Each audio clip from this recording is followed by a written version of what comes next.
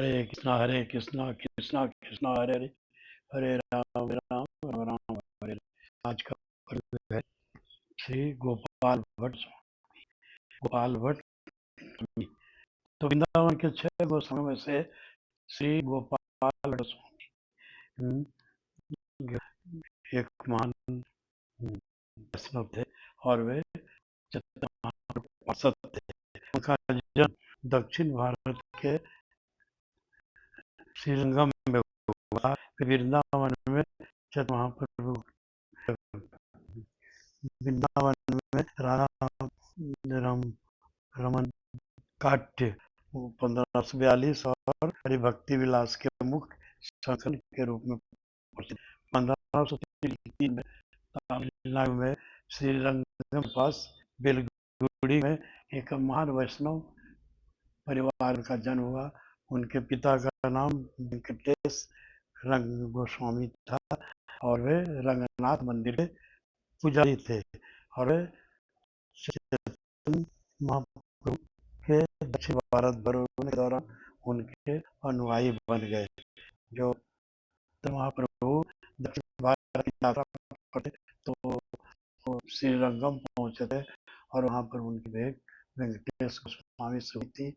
और उस समय चूंकि चतुर्मास आरंभ होने वाला था, शुरू कर लोग वैष्णव और जो हमारे भगवान है वो यात्रा नहीं करते हैं। तो उन्होंने वेंकटेश गोस्वामी से अनुरोध किया, मुझे आपके यहाँ रहने की अनुमति चाहिए। और इस तरह से उनके घर में निवास किए और उसमें इनको गोपाल भट्ट गोस्वामी की उम्र 10-11 वर्ष के थे और चैतन्य महाप्रभु से बहुत प्रभावित हुए।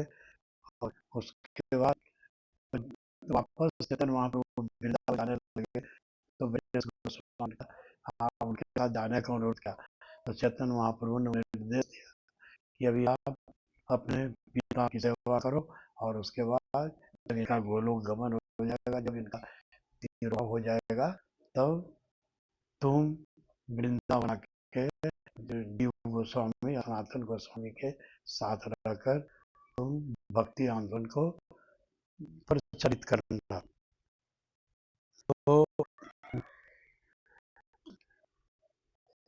तो इस तरह से वो क्या हुआ कि वो और इस तरह से वो जब वृंदावन आए, उन्होंने गोस्वामी और उन्होंने सनातन गोस्वामी का सानिध्य प्राप्त किया और के अपने माता पिता के गोलोक गमन के पश्चात वो वृंदावन आए। तो इसके पहले क्या हुआ कि वो वृंदावन आने से पहले वो नेपाल में गंडकी नदी के पास गए और वहां पर वो सूर्य की आराधना कर सूर्य भगवान को जल अर्पित कर रहे थे। तो उनके पास में 11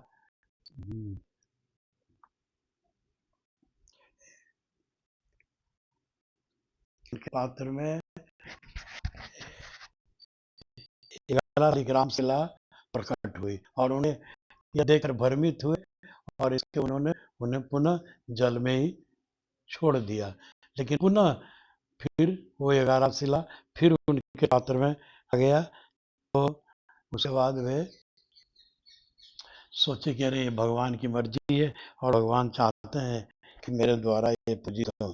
तो दोबारा वहां से लाई गई 11 शिवलिंग की वो पूजा करते थे और उनकी उत्कृष्ट भक्ति से वैशाख के दिन 1542 में एक शिला स्वयं राधा रमन के रूप में प्रकट हो गए और यह राधा जी की मूर्ति के स्थान पर एक मुकुट रखा जाता है जो उनके शाश्वत प्रेम को दर्शाता है। तो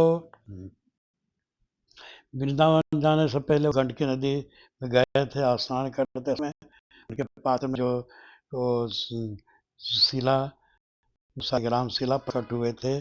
और वे उसके बाद वो वृंदावन आने के बाद वो कुछ वृक्षों के नीचे अपना वो क्या करते थे, वो शिला को रखते थे और उनकी नियमित भक्तिभाव से पूजा करते थे।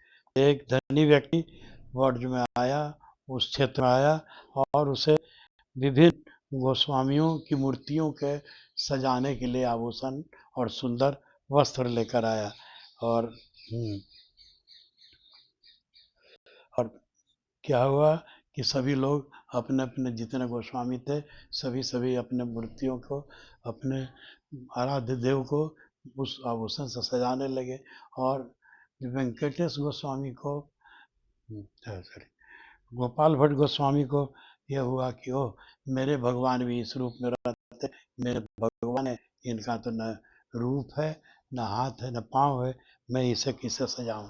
ऐसे सोचते सोचते वो उनके आंखों से विरल अश्रुधारा प्रवाहित होने लगा और वो शालिग्राम शिला पर अविरल रूप से वो उनका क्या हुआ, अभिषेक होते रहा। और इस तरह से ऐसे ऐसे करते करते रात में उनको नींद लग गई। लेकिन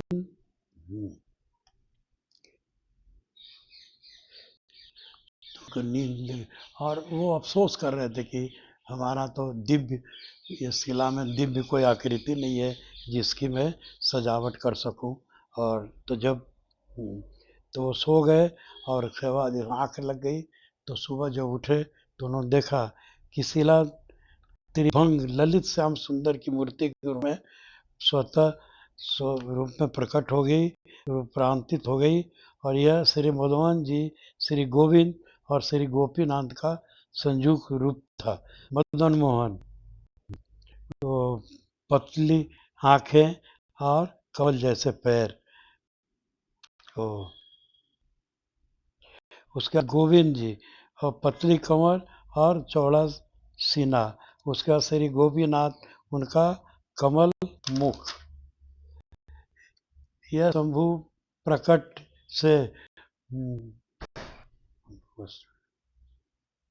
गोपाल भट्ट गोस्वामी जी अभिभूत हो गए और अन्य गोस्वामियों के साथ उन्होंने एक भव्य प्रकाटोत्सव का आयोजन किया।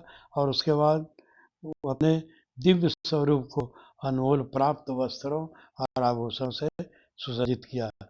श्री कृष्ण के अद्वितीय स्वयंभू रूप श्री राधा रमन की पूजा की स्थापना के लिए वो प्रसिद्ध है। 1578 में अमावस्या के छठे दिन उन्होंने संसार को त्याग कर गोलोक गमन प्रस्थान किया। उनकी समाधि राधा रमन मंदिर के पास में स्थित है, जहाँ भक्तगण उनके दर्शन और उनके जीवन में और आध्यात्मिक जीवन की उन्नति के लिए उनका आशीर्वाद प्राप्त करने जाते हैं। जय श्री श्री श्री गोपाल भट्ट गोस्वामी की जय। श्री श्री रुक्मिणी द्वारकाधीश की जय। हरे कृष्णा।